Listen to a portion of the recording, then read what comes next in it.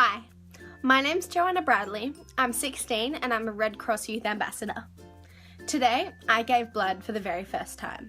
I've made this video to show other people that giving blood is not as difficult as they may presume, and just to show how easy it is and how much of a difference it can make.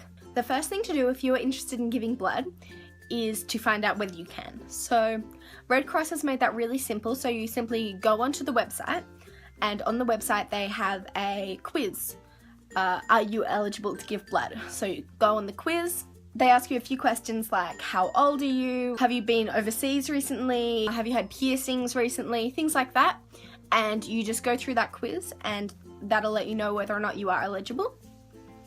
Now, if you are eligible, then the next step from the website is to book your appointment. So you enter in your personal details, including your postcode, and from there you can find out where your local centre is. So from there you book your time, and Red Cross will call you or send you an email or a text just for confirmation before you go on the actual day. And so once you get that confirmation, you're all set to go.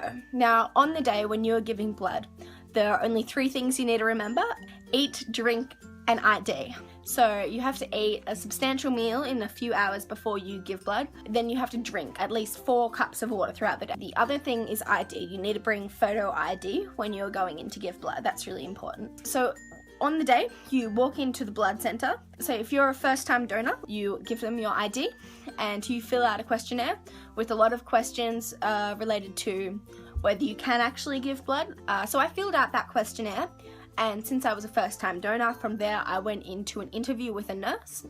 So she took a prick from my blood to check that I had sufficient amount of iron, and from there we had just a quick interview. She went through my questionnaire, and if there were any sort of discrepancies that she wasn't sure of, she asked me about them.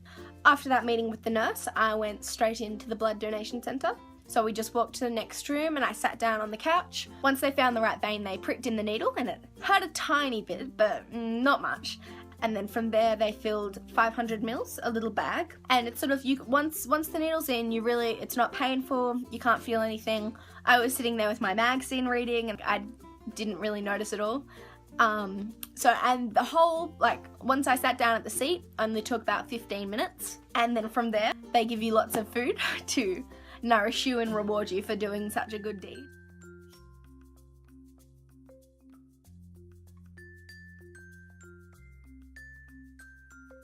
I see it as more of a duty, so once you're old enough and presuming you have all the health conditions fulfilled, I don't really see why you shouldn't.